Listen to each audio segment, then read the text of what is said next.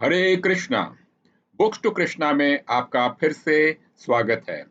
इस बार हम लोग पुस्तक द परफेक्शन ऑफ योगा यानी योग की पूर्णता के बारे में प्रस्तुत करेंगे। ये किताब जो है His Divine Grace AC Bhaktivedanta Swami Prabhupada ji, जो कि फाउंडर आचार्य इस्कॉन के हैं, उनकी लिखी हुई है। हर समय की तरह हम लोग पुस्तक का सारांश आपके सामने लाएंगे और फिर से आप लोगों से रिक्वेस्ट करेंगे कि कृपया करके पूरी किताब जरूर पढ़ें। इस किताब में तकरीबन 8 चैप्टर हैं। पहला जो चैप्टर है, yoga as rejected by Arjuna. इसमें प्रभुपाद जी बताते हैं कि सतयुग में प्रोसेस जो था ध्यान करने का था। उसके बाद त्रेता युग में जो था प्रोसेस था वो ये था योगा का कि आप काफ़ी सारा यज्ञ करें और काफ़ी सारे आप सैक्रिफाइसेस करें। द्वापर युग में था कि आप मंदिर में पूजा करें।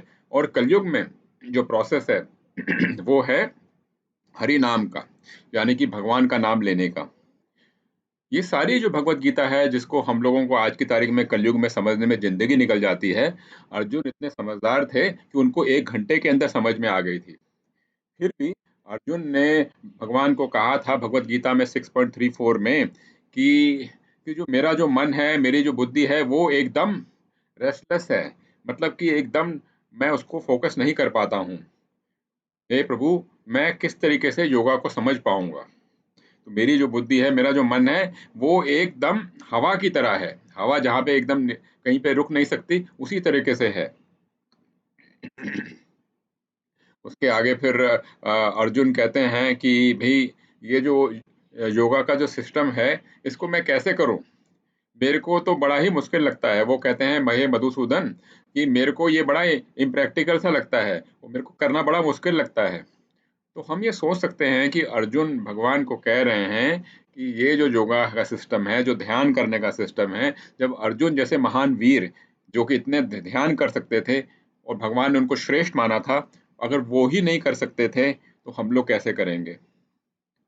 इसमें भगवान अर्जुन को बताते हैं कि भाई, तुम्हें एक जगह पे बैठना पड़ेगा, अपने एकदम सीधा बैठना पड़ेगा और अपना जो अपने आंखों को आधा बंद करना पड़ेगा। उसके बाद अपने नाक पे अपना ध्यान देना पड़ेगा, नाक के आगे की जो टिप है वहां पे करना पड़ेगा और एक एकांत जगह पे बैठना पड़ेगा। इस तरीके से भगवान बताते हैं। किंतु प्रॉब्लम ये आती है कि हम लोग अपने आप को, माइंड को, अपनी बुद्धि को शांत कैसे रखें?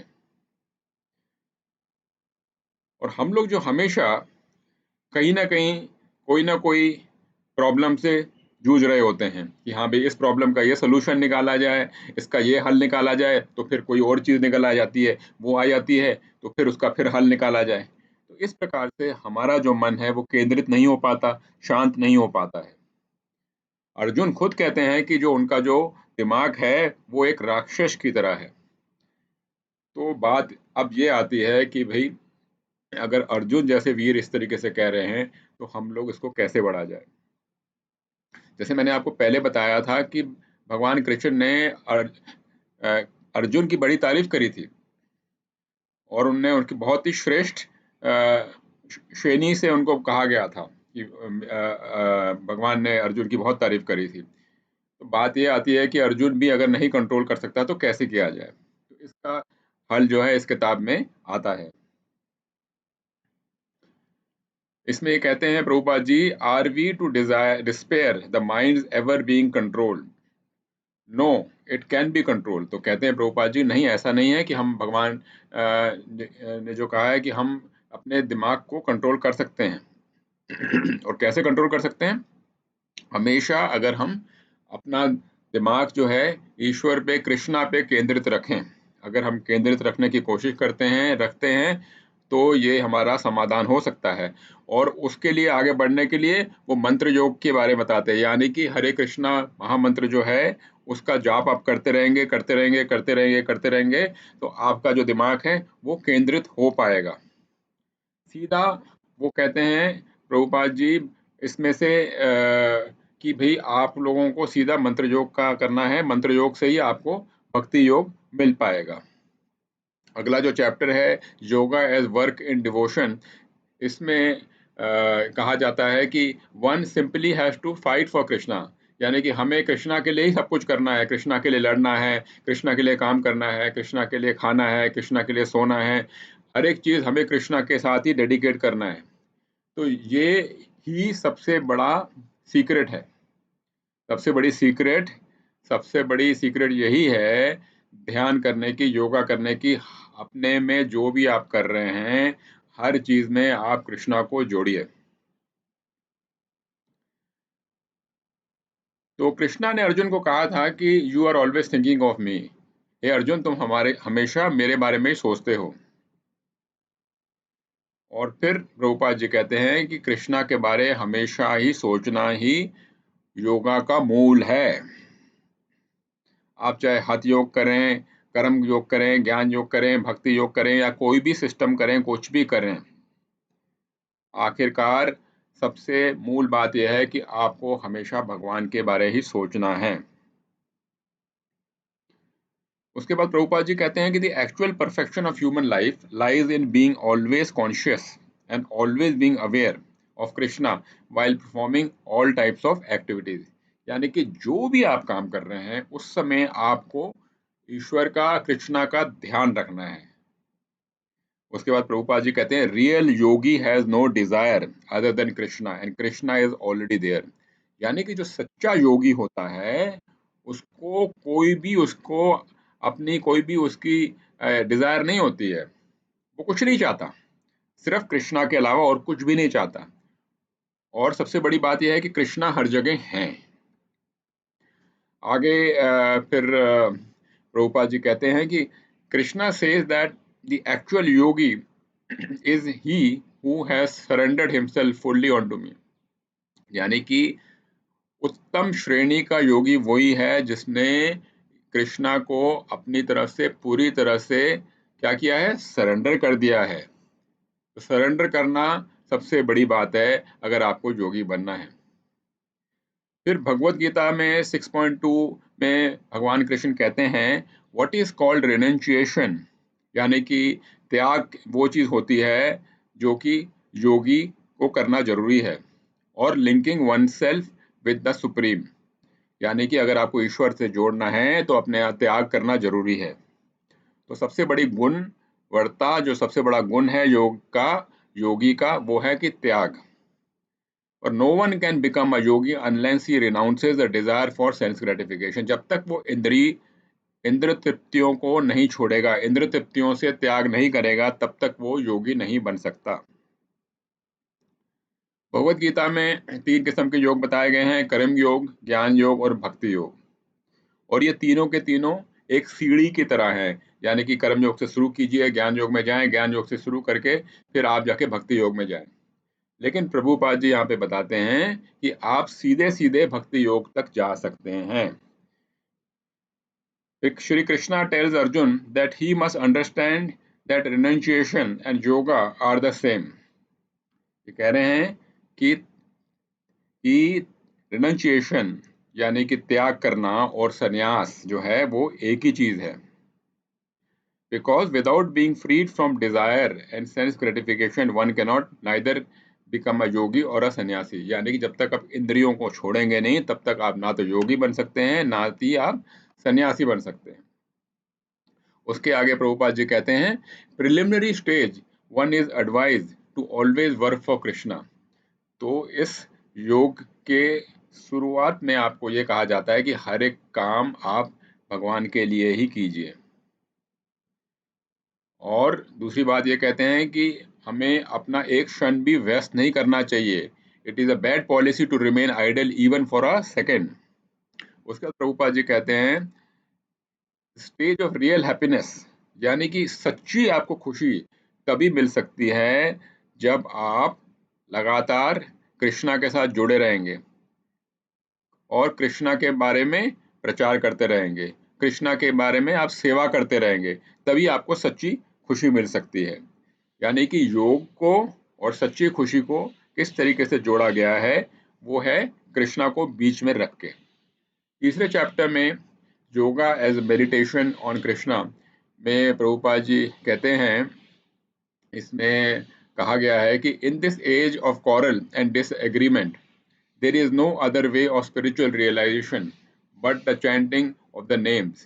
There is no other way, there is no other way, there is no other way. यानी कि कलयुग में भगवान के नाम का जाप करने के अलावा तुम्हारे पास कोई भी रास्ता नहीं है, कोई भी रास्ता नहीं है, कोई भी रास्ता नहीं है. Krishna says that one absorbed in the meditational yoga system is always thinking of me. फिर भगवान कहते हैं कि जो ध्यान कर रहा है हमेशा मेरे बारे में ही सोच रहा है, वो ही उत्तम श्रेणी का योगी है और वही उत्तम तरीके से योगा कर रहा है. When we chant his name with devotion, जब हम भगवान का नाम भक्ति के साथ लेते हैं, प्यार के साथ लेते हैं, तब हमेशा कृष्णा हमारे साथ ही होते हैं. और and when Krishna is with us, then what is the possibility of remaining impure. जब हमारे साथ कृष्णा हो जाते हैं तो हमारे अंदर पूरी तरह से शुद्धि आ जाती है. और जब हमारे पास पूरी तरह से शुद्धि आ जाती है तो क्या होता है, हमारा जो माइंड होता है, जो भटक रहा होता है, वो हम कॉन्कर कर लेते हैं और हमारे अंदर पूरी तरह से शांति आ जाती है. फिर प्रभुपाद जी कहते हैं the material world is sort of lunatic asylum, यानी कि जो भौतिक जग है वो एक पागल खाना है. Our real business is to get out and enter into the kingdom of God. तो हमारा जो वास्तविक ऑब्जेक्टिव है, वास्तविक पर्पस है धरती पे आने का, वो एक ही है, यही है कि हमें इस पागल खाने से निकल के भगवान तक वापस पहुंचना है, वैकुंठ धाम तक वापस पहुंचना है. चौथा chapter, yoga as body and mind control. यहाँ पे भगवत गीता में 6.36 में भगवान कहते हैं he whose mind is controlled and strives by right means is assured of success. That is my judgment. यानी कि जो ठीक तरीके से अपने माइंड को, दिमाग को कंट्रोल करता है, उसे सक्सेस मिलती है, उसको पूरी तरह से सक्सेस मिलती है. तो प्रभुपाद जी पूछते हैं कि स्ट्राइव बाय राइट मीन्स क्या है, मतलब कि सही रास्ता फिर क्या हुआ. सही रास्ता हुआ जो 4 रेगुलेटिव प्रिंसिपल्स हैं, यानी कि आपको भगवान का नाम का जाप करना है और मांसाहार नहीं करना है और जुआ नहीं खेलना है और अवैध इलिक्ट सेक्स नहीं करना है. उसके बाद प्रभुपाद जी कहते हैं one should work very moderately, यानी कि ज़्यादा भी काम मत कीजिए, कम भी काम मत कीजिए, बस आराम से काम करिए. ज़्यादा खाना भी मत खाइए और कम भी खाना मत खाइए, आराम से जितना थोड़ा थोड़ा खाना खाइए. और अपने जो इंद्रियां हैं उनको आप वश में रखिए और जितना हो सकें अपनी ज़िंदगी को बिना बात की टेंशन से दूर रखें. ये सब नियम बहुत ज़रूरी हैं. उसके बाद भगवत गीता में 6.18 में भगवान कहते हैं when the Yogi bye practice of yoga disciplines his mental activities and becomes situated in transcendence, devoid of all material desire, he is said to have attained yoga. यानी कि आप योग तभी प्राप्त कर सकते हैं जब आपने अपनी भौतिक इच्छाएं जो हैं कम से कम कर दी हैं. कम से कम कर दी हैं तो आप योगा में ठीक तरीके से स्थापित हो सकते हैं. आगे प्रभुपाद जी कहते हैं कि it is simply that we have to transfer the desire. यानी कि वो ये नहीं कह रहे हैं कि आप इच्छाएं ना रखें, लेकिन जो आपकी इच्छाएं हैं वो आप ट्रांसफर कर दीजिए, वो आप कृष्णा के साथ कनेक्ट कर दीजिए. तो आपकी जो भी इच्छाएं हैं वो सारी इच्छाएं आप कृष्णा की तरफ मोड़ दीजिए. प्रभुपाद जी एक शब्द यूज करते हैं, डवटेल कर दीजिए, उसको डवटेल कर दीजिए, वो सारी इच्छाएं जो हैं कृष्णा के साथ जोड़ दीजिए. तो इस तरीके से हम करेंगे तो हम ईश्वर की सेवा में भी लग पाएंगे और हम योगी भी बन पाएंगे.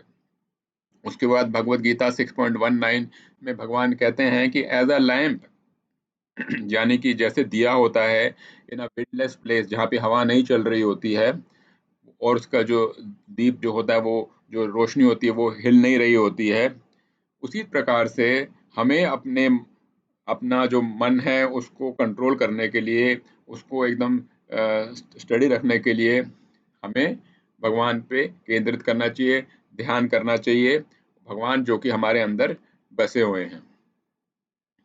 उसके बाद प्रभुपाद जी ये बोलते हैं कि रमनते योगिनो ननते, यानी कि जो आपको सच्चे रूप की जो आपको हैप्पीनेस मिल सकती है, वो मिल सकती है भगवान की तरफ ध्यान दे के, ना कि भौतिक की तरफ रह के। तो भगवान की तरफ ध्यान देंगे तो आपको सच्ची सच्ची एक खुशी मिलेगी जिसका कोई भी अंत नहीं है। उसके बाद प्रभुपाद जी कहते हैं कि but if even after getting this opportunity I do not take it, then I should be consider my own worst enemy. यानी कि जो मेरे को अभी जिंदगी मिली है मनुष्य रूप की, और मनुष्य रूप से मेरे को भगवान तक पहुंचने का एक रास्ता मिला है, अगर मैं उसका फायदा नहीं उठाता भगवान तक जाने के लिए, तो मैं ही अपना सबसे बड़ा दुश्मन माना जाऊंगा। उसके बाद भगवत गीता में 6.7 में भगवान कृष्ण कहते हैं, for one who has conquered the mind the super soul is already reached, for he has attained tranquillity. यानी कि जिसने अपने मन पे विजय कर ली है उसे शांति मिल चुकी है, और जब शांति मिल चुकी है तो उसने भगवान को प्राप्त कर लिया है। और ऐसे इंसान के लिए ना ही गर्मी ना ही सर्दी, ना ही अपमान ना ही मान, ना ही खुशी ना ही दुख, उससे कोई भी फर्क नहीं पड़ता उसको, उसके लिए सारी चीजें बराबर हैं। उसके बाद प्रभुपाद जी कहते हैं कि our great devotee prays when will I be able to think of you constantly.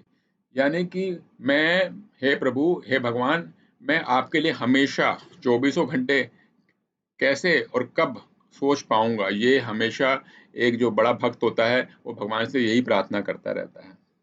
If Krishna is placed in the front of my mind there will be no possibility of the enemy entering. Rupa ji कहते हैं कि अगर हम हर चीज में हर situation में कृष्णा को सामने रखें तो कोई भी ऐसी चीज हमारे दिमाग में अंदर घुस नहीं पाएगी जिसे वो उसने प्रभुपाद जी ने दुश्मन कहा है।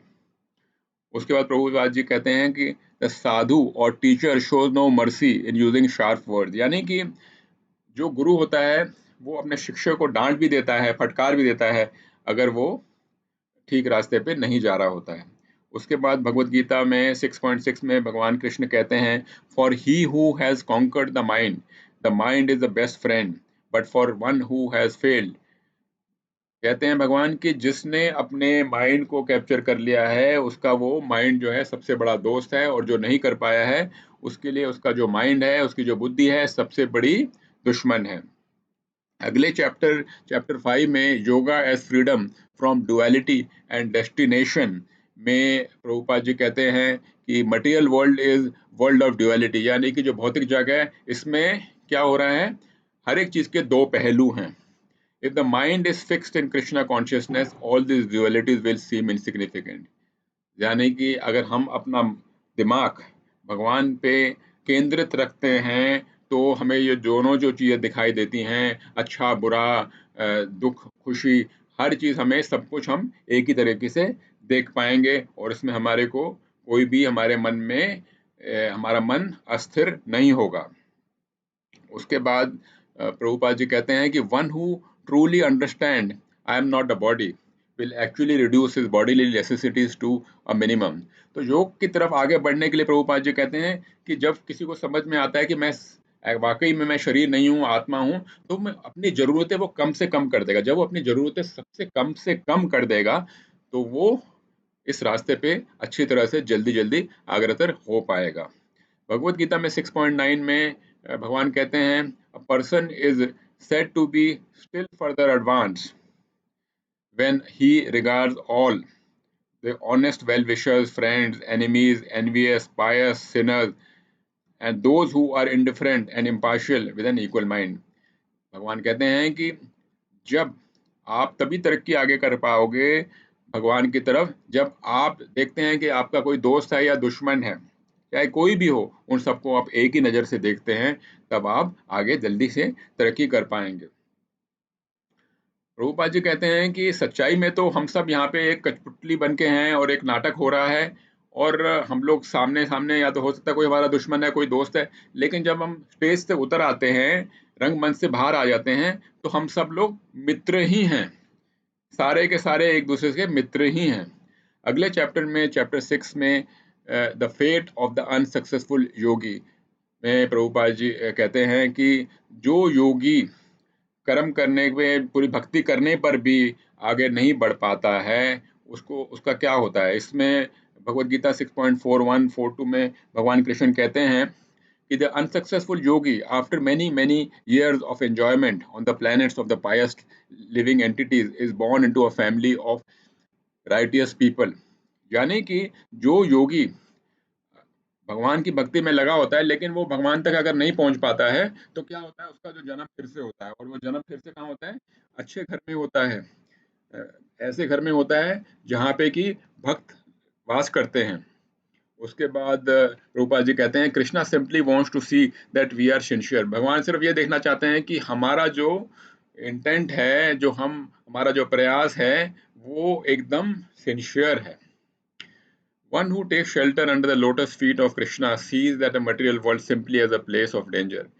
तो जो भगवान के चरणों की शरण लेता है वो इस भौतिक जग को एक खतरनाक जगह ही मानता है, जहाँ पे कि वो हमेशा फिसल सकता है, और उसका हमेशा एक ही उद्देश्य होता है कि वो किस तरीके से ईश्वर तक पहुंच सके। Chapter 7 yoga as reestablishing relationship with Krishna में प्रभुपाद जी कहते हैं the absolute truth is realised in 3 stages. जो सच्चा जो सच होता है वो 3 स्टेजेस में प्राप्त होता है। एक होता है, एक हम जब इम्पर्सनल ब्रह्मांड की तरफ उद्देश्य लेके चलते हैं। दूसरा होता है जब हम अपने अंदर आत्मा में, अंतरात्मा में ईश्वर को देखते हैं। और तीसरा होता है जब हम ईश्वर को हूबहू देख पाते हैं। उसके बाद प्रभुपाद जी वानप्रस्थ के बारे बताते हैं कि जब आप 50 साल के हो जाते हैं तो उसके बाद ये वैदिक शास्त्रों में दे रखा है कि आप और अपने इस जो आपकी जो धर्मपत्नी है वो अपना घर छोड़ के आप ऐसी ऐसी जगहों पे जाएं, तीर्थ स्थान में जाएं, 2 महीने जाएं, 3 महीने जाएं, फिर वापस आएं। एक किस्म से अगले 20 साल 25 साल के लिए आप तैयारी करते रहें संन्यास आश्रम में जाने की। जब संन्यास आश्रम में आप जाते हैं तब क्या होता है, आप पूरी तरह से अपना घर को छोड़ देते हैं। 8वां चैप्टर जो कि आखिरी चैप्टर है, इसमें प्रभुपाद जी बताते हैं, भगवत गीता को कोट करते हैं 7.19 में, और कहते हैं कि he who is actually in knowledge surrenders on to me, knowing me to be the cause of all causes, such a great soul is very rare. भगवान कहते हैं कि जो वास्तव रूप से मेरे को सरेंडर करता है, पूरी तरह से मेरे पे निर्भर हो जाता है, ऐसी आत्माएं बहुत ही रेयर हैं, बहुत ही कम हैं। उसके बाद भगवत गीता 6.47 में भगवान कृष्ण कहते हैं and of all yogi he who always abides in me with great faith worshipping me in transcendental loving service is most intimately united with me in yoga and is the highest of all। तो जो योगी हमेशा पूरी भरोसे के साथ मेरे साथ हमेशा पूजा में लगा रहता है और मेरे साथ हमेशा सेवा में लगा रहता है और हमेशा मेरे बारे में सोचता रहता है, वही सबसे उत्तम है। फिर प्रभुपाद जी कहते हैं कि कर्म योग जो होता है, हम लोग जो करते हैं बिना किसी फल की इच्छा करे, ये रास्ता का एक पहला मार्ग है, पहली सीढ़ी है। और जब कर्म योग बढ़ता है तो हम लोग ज्ञान योग तक पहुंच पाते हैं। फिर जब ज्ञान योग बढ़ता है तो हम अष्टांग योग तक पहुंच पाते हैं, और अष्टांग योग बढ़ता है तो हम भक्ति योग तक पहुंच पाते हैं। आखिरकार हमें जाके भक्ति योग तक ही पहुंचना है। उसके बाद प्रभुपाद जी कहते हैं कि one is fortunate enough to come to the point of bhakti yog Krishna conscious, it is to be understood that he has surpassed all the yoga system. यानी कि ये सारे जितने भी प्रोसेसेस हैं, ज्ञान योग, कर्म योग, हमें इनको कुछ करने की जरूरत नहीं है, सीधा सीधा हमें भक्ति योग पे आ जाना चाहिए। भक्ति योग यानी कि कृष्णा की शरण में सीधे सीधे ही आ जाना चाहिए।